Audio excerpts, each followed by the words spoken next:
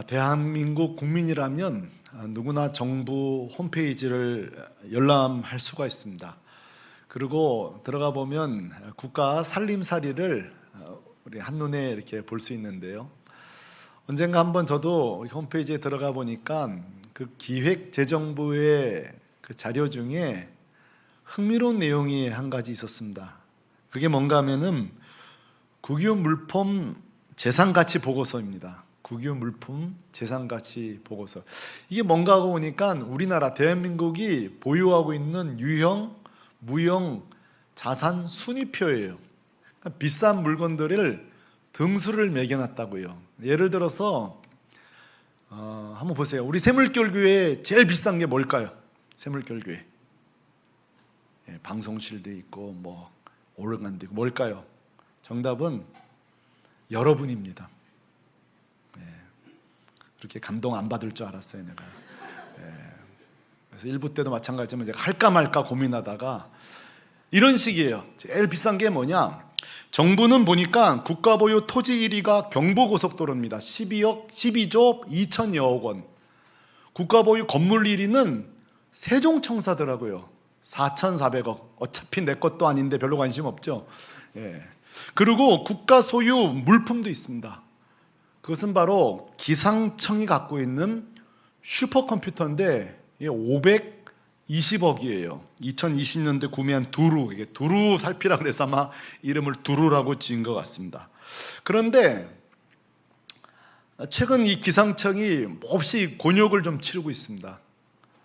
그 이유는 이 천문학적인 금액을 들여서 이 두루 슈퍼컴퓨터를 샀는데 기상 예측 정확도가 나아질 기미가 없는 거예요. 때로는 종종 오보를 하기도 합니다.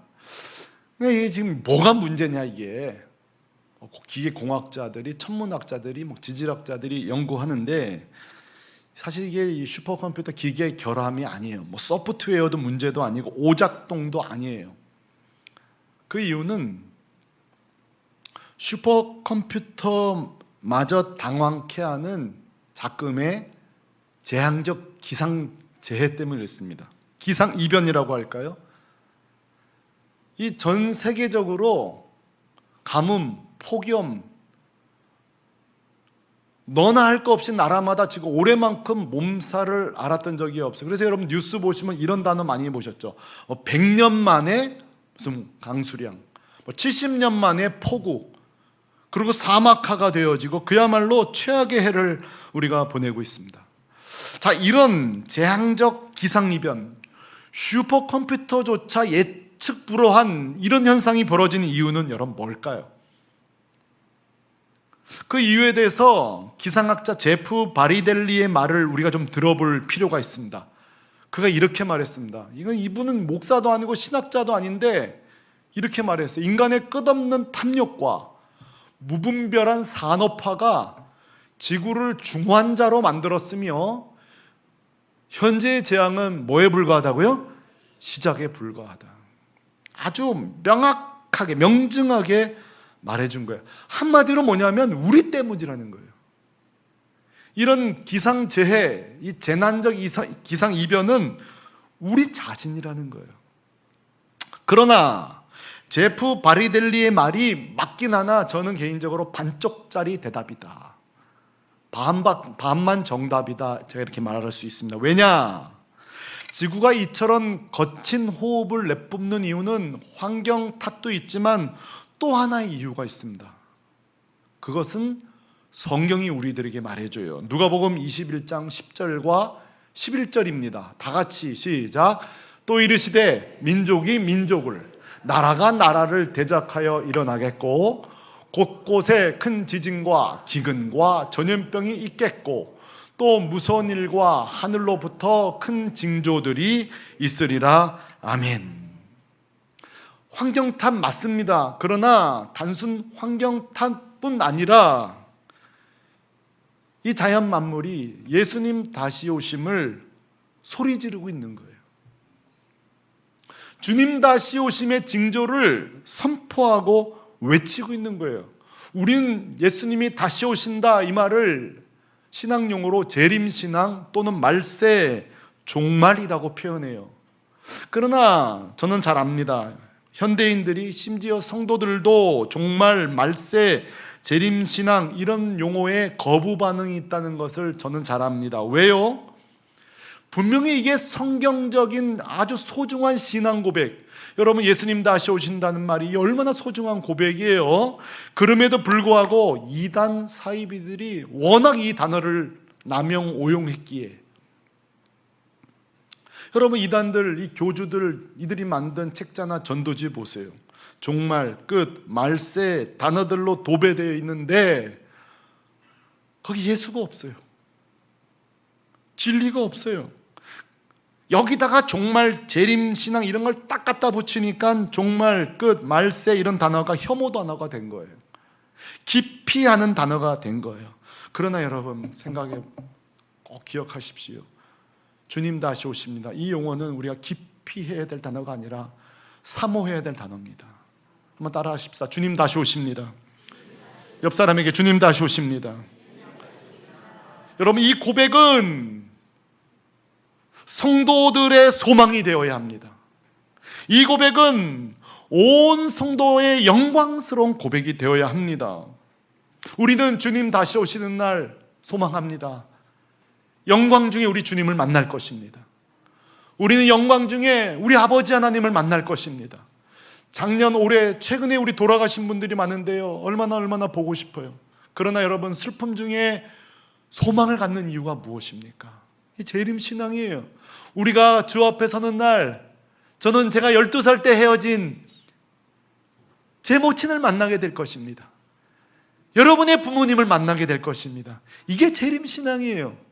슬픔 중에도 또 소망을 갖는 이유가 바로 주님 다시 오시는 재림신앙. 그래서 여러분 건강한 재림신앙, 건전한 재림신앙이 무엇입니까? 이 땅을 열심히 살되 영원히 살 것처럼 살지 않는 것입니다. 이 땅에 열심히 일하되 저 천국을 바라보면서 떠날 준비를 하는 것이 참된 성도예요. 그리고 주님 다시 안 오실지라도, 멀었을지라도 기억하십시오. 개인의 종말이 있습니다. 제 부친은 그랬어요. 야, 네 어머니가 이렇게 빨리 천국 갈 줄 알았으면 내가 잘해줄 걸 그랬다고. 여러분 우리 마찬가지. 오늘 곁에 계신 분들을 정말 소중하게 여기셔야 돼요. 옆 사람에게 당신은 소중한 사람입니다. 다 같이 옆 사람에 이렇게 말해주세요. 있을 때 잘해. 있을 때 잘해. 이 있을 때 잘한 유행가가요, 이 진리더라고요. 난 가요인 줄 알았는데. 이 재림신앙이에요. 이 재림신앙. 있을 때 잘해. 성도는 재림신앙이 확실해야 돼요. 죽음이 다가올수록 재림신앙이 확실해야 돼요. 죽음 슬프죠. 아쉽죠. 왜 사랑하는 사람 두고 가야 돼? 그러나 보세요. 우리가 갈 곳이 정해 있는 거예요. 잠깐 헤어지면 우리 만날 수 있는 거예요. 할렐루야. 그러니까 죽음이 참 두려워요. 그러나 영원히 우리에게 공포를 주지 않아요. 소망이 있기 때문에. 자, 성경에 보면 성도가 반드시 가져야 될 이 재림신앙을 확고하게 가진 사람 중에 하나가 사도 바울입니다.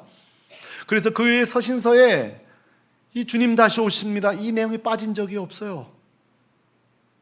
이 종말에 대한 내용이 빠진 적이 없어요. 오늘 이 디모데후서 3장, 사랑하는 영적 아들 디모데에게 편지를 쓰는데 빠질 수가 없죠. 여기에도 주님 다시 오실 때의 징조를 소개하는데 조금 달라요, 다른 사람하고. 다른 사람들은 주님 다시 오실 때에 지진이 일어난다, 기근이 일어난다, 홍수가 일어난다, 전쟁이 일어난다 이렇게 말하잖아요. 디모데는 좀 달라요. 이렇게 말해요. 종말의 때에 지진보다 더 무서운 일이 생길 것이다. 이 주님 다시 오실 때 홍수보다 더 무서운 일이 생길 것이다. 전염병, 전쟁보다 더 무서운 일이 생길 것이다. 그게 뭔지 아세요? 바울은 인간 자체라고 말합니다. 지진보다 인간 자체가 무서운 존재가 될 것이다. 그 증거가 여러분 오늘 속지에 들어있잖아요. 여러분 속지에 내가 쓴 거예요. 바울이 말세해야 되는데 여기 지진, 기근 하나도 안 나옵니다. 왜? 지진보다 인간이 무서워질 때 거니까. 홍수보다 인간이 더 무서워질 거니까. 이건 여러분 빅데이터, 역사 기록이 다 증명합니다. 지금까지 전쟁보다요, 이제 사람이 사람을 죽인 숫자가 더 많습니다. 재난보다 사람이 사람을 죽인 숫자가 더 많아지고 있다고요. 진짜 무서운 거는 기근, 마마호 그거 아니에요. 사람이 제일 무서운 거예요. 19가지를 적어놓은 건데 여기 보세요. 한번 보세요. 인간이 얼마나 무서운 존재가 됐는지. 1번, 제가 몇 가지 한번 볼게요. 1번 자기 사랑. 어느 정도로 자기 사랑하느냐? 남을 죽일 만큼. 5번 비방, 거짓이든 말든 상관없어요. 비방. 6번 부모의 거역. 9번 무정, 이 비인간적인 것들. 10번 분노, 이 화. 11번 모함, 막 누명을 씌우는 것. 13번 이 사나움, 폭력성. 15번 배신. 17번 자만, 그건 들뜬 인생이 사람이 붕 떠 있는 거예요. 19번 쾌락. 9번 불경건. 제가 아주 인상적인 것은 대부분 많은 이 종말론자들이 기근, 전쟁, 이렇게 말하자면 바울은 인간이 제일 무섭다는 거예요. 사실은 오늘 이거 프린트 나눠줄 거 없이 이렇게 하려고 그랬어요. 주님 다시 오실 날이 다가왔습니다. 그 증거가 뭐냐? 이정철 접니다. 여러분입니다. 우리의 속내를 보라고. 여러분, 우리 안이 얼마나 엉망진창되어 있습니까? 그래서 디모데후서 3장 13절에 보면 바울은 이렇게 말해요. 이거는 별거 아니다. 앞으로 뭐라고 하죠? 악한 사람들 속이는 애들은 더욱 악하여져서. 이게 종말의 현상이에요. 더 속이기도 하고 속기도 하고. 자, 그렇다면 우리 새물교회 성도들은 오늘 나눠드리고 보면서 결심하셔야 돼요. 주님 다시 오시는 날 난 결코 이렇게 살지 않겠습니다. 여러분 결단하시기를 바랍니다. 우리 젊은이들, 목사님 참 세상 살아보세요. 목사님 교회만 있지 말고 직장 좀 생활 좀 해보세요. 이게 쉽나? 그럴 거예요. 이해해요. 그러나 질 때 지더라도 결심을 해야 될 거 아니에요. 주님, 내가 이렇게 시시하게 19가지 이 목록대로 살기 원치 않습니다. 난 거스르고 살고 싶습니다. 자, 그렇다면 내가 이 말세의 징조를 거스리고 싶다고 구호를 외친다고 된다면 얼마나 좋겠어요. 결심만 한다면 얼마나 좋겠어요. 결심으로 되는 게 아니에요. 결단한다고 되는 게 아니에요. 바울은 정확한 대안을 내놨어요. 그게 지난주 말씀이에요. 우리가 어떻게 이 마귀의 성품에서 벗어날 수 있느냐? 딴 거 없다는 거예요. 성경의 사람이 되라는 거예요. 성경의 사람. 성경 읽다 보면 거의 주님, 성경 읽다 보면 하나님 만나게 되잖아요. 하나님의 성품을 달게 되잖아요. 그래서 사도 바울은 디모데에게 말한 거예요. 세상은 원래 악했고 더 악해지든지 말든지 너만큼은 성경의 사람이 되거라. 한번 따라, 성경의 사람이 되라. 오늘 이 아침에 하나님 말씀하시는 거예요. 그렇다면 바울은 지난주 말씀이 성경의 사람이 되라는 거였고, 디모데를 동기부여하기 위해서 네가 성경이 사람이 될 때 누리는 4가지 축복이 있다. 몇 가지요? 4가지 축복이 있다는 그걸 오늘 좀 나누고 싶어요. 우리가 성경을 읽을 때 어떤 축복이 있는지 4가지를 볼 텐데 바울이 소개합니다. 성경의 사람이 될 때 누리는 4가지 축복. 첫 번째입니다. 한번 따라 하십시오. 날마다 삼위 하나님을 만나라. 자, 성경을 읽을 때 첫 번째 축복은요, 성경은 하나님에 대한 이야기잖아요. 하나님을 만나는 거예요. 삼위 하나님을 만나는 놀라운 축복이 있습니다.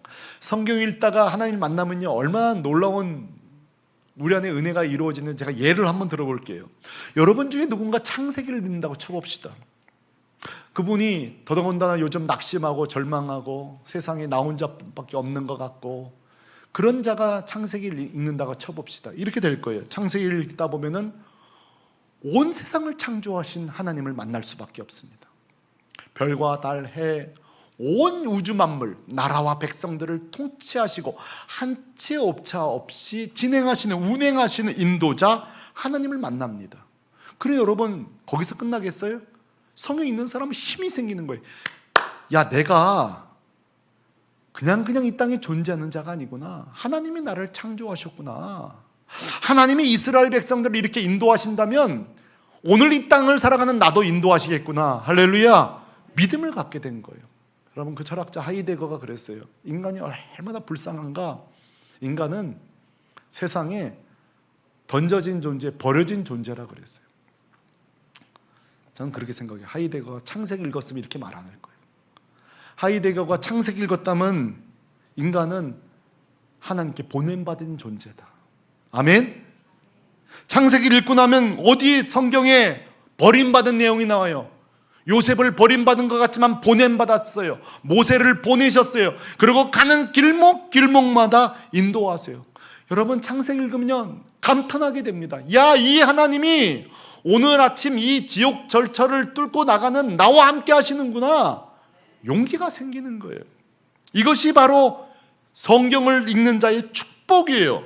안정감을 누립니다. 사람들이 나한테 뭔 소리를 하든, 직장 상사가 나한테 뭐라든 내가 버려진 존재가 아니라 특별한 존재구나 깨닫게 되는 거예요. 옆 사람에게 당신은 특별한 사람입니다.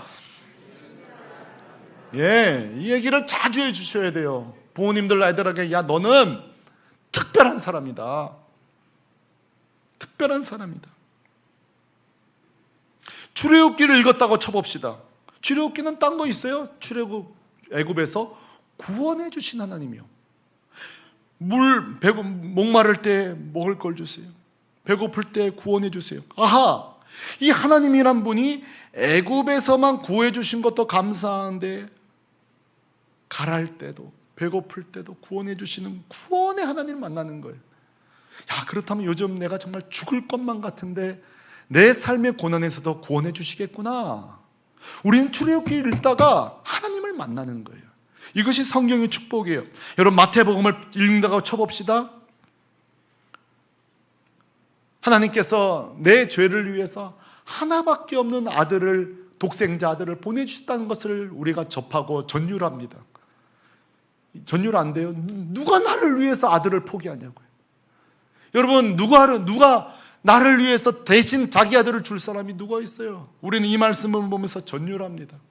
또 하나 예수님을 봅니다. 예수님 우리를 위해 오셔서 끝까지 십자가를 향해 채찍당하고 못 박혀 죽으면서 마지막까지 우리를 위해 십자가에서 희생제물 되시는 주님을 보면서 이런 사랑이 도대체 어딨나?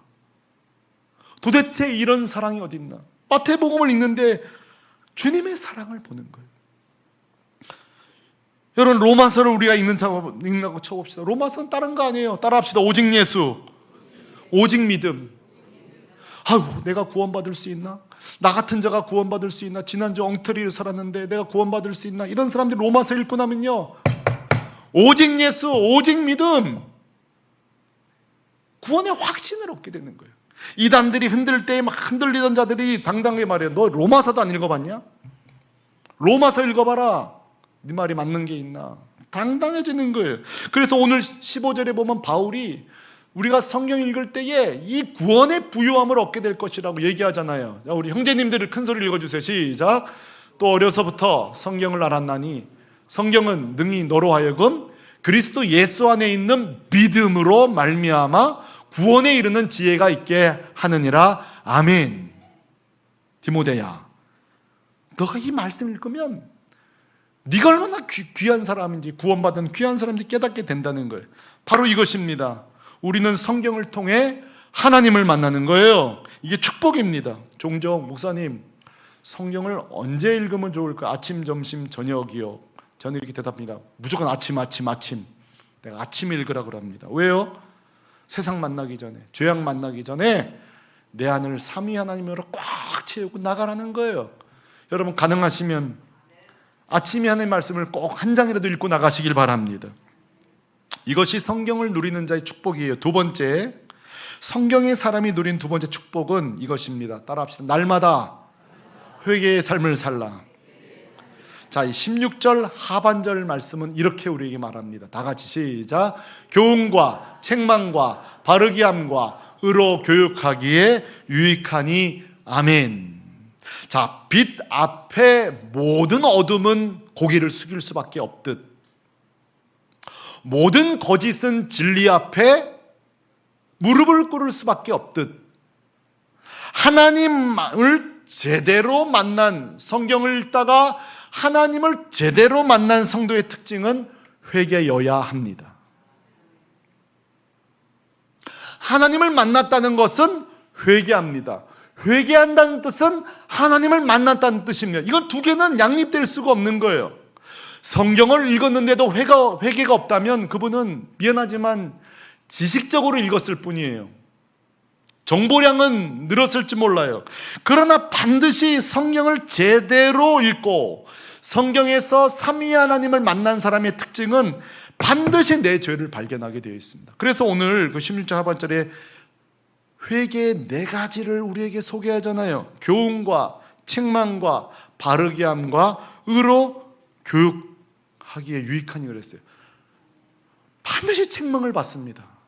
반드시 내가 틀어진 것을 바르게 하는 촉구를 받습니다. 그래서 성경을 제대로 읽으신 분들은 기도의 자리로 올 수밖에 없어요. 왜? 회개해야 되니까. 이건 떨어질 수 없어요. 그래서 그런 적 있으세요? 성경을 읽다가 성경을 덮고 기도해 보신 적이 있으세요? 그게 정상이에요. 막 성경이 있는데 막 회개가 차올라요. 말씀이 계속 내 양심을 촉구해요. 그래서 하나님 앞에 나아갈 수밖에 없는, 더 이상 성경 읽을 수 없는 걸. 그게 진짜 성경에서 하나님 만난 사람의 특징은 회개예요. 두 번째로 제대로 성경 읽고 하나님께 회개 잘하는 사람은요, 사실은 사람에게도 사과를 잘합니다. 부부싸움도 마찬가지예요. 인격이 좋아야 먼저 사과하는 게 아니라 말씀을 보고 은혜 받은 사람이 먼저 사과하게 돼 있습니다. 그러니까 이렇게 부부 중에 누가 먼저 사과하거든 네 죄를 알렸다 이러지 마시고 그 사람이 은혜가 있는 사람이에요. 진짜 그 사람이 승리자인 거예요. 한번 자기를 잘 생각해 보세요. 나는 부모와 자녀 부부 사이에 누가 먼저 사과하는 사람인가? 말씀의 사람은 사람한테도 사과를 해요. 왜? 자꾸 성경이 촉구하는데 감당할 수가 있어야죠. 그래서 성경 읽는 과정은 이론적으로는 화목해야 돼요. 이론적으로는 우리가 순종 안 해서 그렇지. 자, 두 번째, 성경의 사람은 회개에 이르게 됩니다. 세 번째는 이것입니다. 이게 참 놀라운 건데요. 성경의 사람이 누리는 세 번 축복은 따라 하십시오. 시작. 날마다 결단의 삶을 살라. 날마다 결단의 삶을 살라. 17절 상반절입니다. 시작. 이는 하나님의 사람으로 온전하게 하며. 성도가 성경을 읽으면 절대 회개에서 멈추지 않습니다. 회개란 단어는 내 죄에 대한 연민이나 후회가 아니에요. 회개란 단어는 원어의 뜻이 방향을 틀다라는 뜻이에요. 그러니까 이 정신세계에서 내가 그때 그러지 말걸, 그때 내가 잘못했네, 후회가 아니라 방향을 돌리는 거예요. 그리고 새로운 행동, 새로운 결단. 오늘 말씀 보면 하나님의 사람으로 온전을 향해서 구체적으로 결단하는 거예요. 과거와 절단하고 새로운 방향으로 나가는 거예요. 그러니까 성경을 읽다가 이것도 죄였네? 그만둬야지. 이게 은혜예요. 내가 가족 누구에게 함부로 대했었구나. 이걸 중단하는 게 은혜인 거예요. 중단했었네가 아니라, 잘못했었네가 아니라 그날로 중단하는 거예요. 멈추는 거예요. 제가 처음 전임 활동할 때는, 목회할 때는 은혜 받으니까 별 간증을 다 했어요. 자기가 배우자에게 손찌검도 했었는데, 목사님 내가 이게 죄라는 걸 깨닫고 회개한다고. 그거예요. 바로 끊어버리는 거예요. 저는 종종 그런 질문을 드려요. 목사님 과거 젊을 때로 돌아가고 싶냐고. 지금도 뭐 나이 많지는 않습니다만, 근데 저는 그래요. 저는 절대 과거로 돌아갈 마음이 없습니다. 예. 제가 지금보다 옛날은 좀 근사했습니다. 지금은 좀 그랬는데, 근데 절대 그때로 돌아갈 마음이 전혀 없습니다. 왜? 지금이 훨씬 좋아요. 그 죄로 가득 찼던 그 시절로 저는 추후로 돌아갈 생각이 없습니다. 저는 요즘 늙는 것도 기대가 되어져요. 어떤 분들은 늙는 게 두려운 분도 있을 수 있어요. 그 멋있던 외모들이 사라진 게 두려울 수도 있지만 저는 그렇지 않아요. 기대가 되어져요. 내가 주의 말씀 가운데 얼마나 더 근사하게 될까. 겉사람은 흰머리 나고 주름도 많이 보이고. 그렇죠. 김상미 장로님이 눈 수술하고 저보고 그래요. 목사님 주름이 꽤 많으셨네요.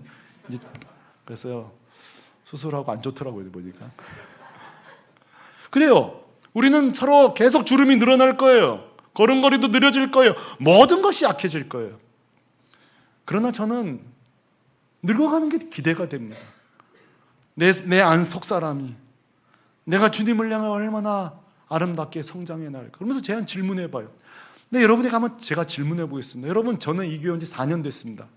4년 동안에 여러분 제가 성장했습니까? 제 설교가 성장했습니까? 제 기도가 성장했습니까? 제 삶이 성장했습니까?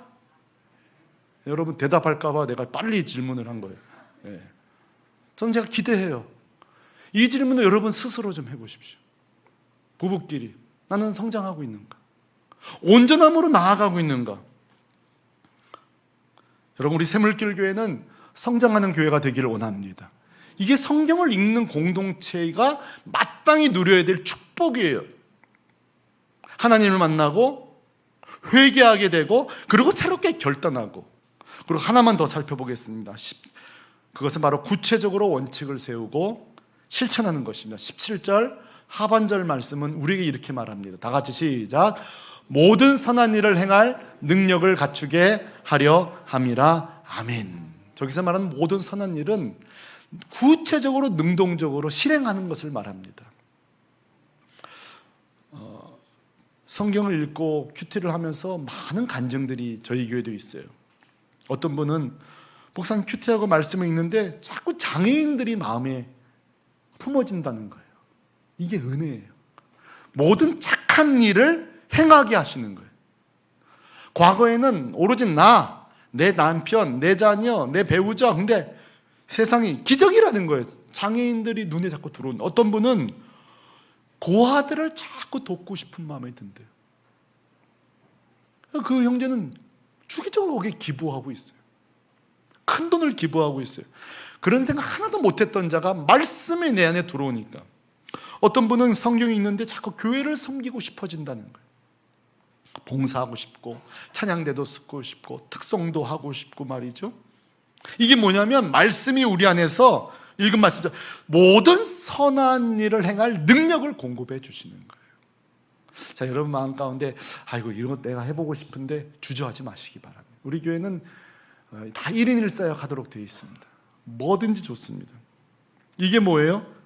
하나님 말씀이 우리를 수동적인 은혜 소비자로 살게 하는 게 아니야. 못하게 하시는 거예요. 능동적으로. 이 은혜를 받았으면 우리에게 은혜를 주시는 목적은 고요 있게 만들려고 주신 게 아니라 흘려보내기 위해서. 능동적으로 좌우로 생산적으로 내보내기 위해서. 저희 교회 보면 막 알아서 신방하는 청년들이 있더라고요. 너 무슨 돈이 있어서 밥 사고 차 사니까는 목사님 기쁨이 너무 크다는 거예요. 청년들 만나는 게 바로 그것입니다. 그거 뭐 사역자가 시켜서 하겠어요? 아니에요. 내 마음에 자꾸 눈이 들어온다는 거예요. 연약한 성도들이 들어온다는 거예요. 사랑하는 성도 여러분, 가끔 내가 요즘 성경을 잘 읽고 있나 질문하는 분 있다면 아주 귀한 질문의 도전입니다. 거기에 대해 오늘 사도 바울이 디모데에게 그리고 이 아침에 샘물교회 성도들에게 4가지를 제시했습니다. 주보 보면은 이번에 세상에 780장 읽은 소망센터 이제 1등은 끝났어요. 아무도 1등 할 생각하지 이제 2등 3등 싸움이에요. 이제 2등 3등. 이건 뭐 감당할 수 없는 숫자예요. 벌써 1도 같다고 갖고 오신 권사님 계세요. 그래서 10장을 가지고 가셨대요. 10장을. 너무 기죽지 말고 우리 생긴 대로 우리 수준에서 이렇게 하셔야 돼요. 근데 제가 도전하고 싶은 건 그거예요. 100장, 200장, 1000장 좋은데 하나님을 만나고 있습니까? 단 한 장을 읽더라도 회개하고 있습니까? 구체적으로 결단의 삶을 살고 있습니까? 마지막으로 단 한 개라도 실천하고 있습니까? 우리 샘물교회 교회가 기왕 전 교인이 신약 1독하기로 마음먹었는데 다독도 좋습니다. 그러나 우리 삶 주변에 이런 놀라운 역사가 일어나기를 소망합니다. 그래서 성경은 내가 읽는데 성경 안 읽는 내 남편이 행복한 거예요. 이 여자가 왜 이러지? 내 아들이 왜 이러지? 왜? 은혜는 내가 받고 열매는 주변이 따는 거니까. 그들이 거둬가는 거니까.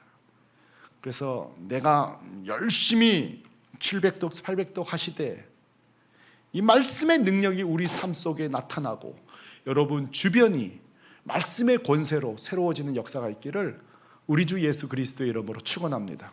축원합니다. 우리 다 같이 자리에서 일어나서 찬양하실 때에 특별히 우리가 성경을 읽을 때에 제일 바쁘신 분이 성령님이십니다. 오늘 찬양이 그 가사예요. 우리가 성경 읽을 때 성령님이 우리에게 말씀하십니다. 우리에게 가르치십니다. 닫힌 마음을 열어주십니다. 우리 인도하십니다. 하나님보다 앞서지 않게 하십니다. 지금 그 가사예요. 그 가사예요. 오늘 이 찬양 부르면서 성령 의지하여 이번 주도 말씀의 사람으로 살게 하여 주옵소서. 같이 찬양하며 나가십시다. 오늘 이곳에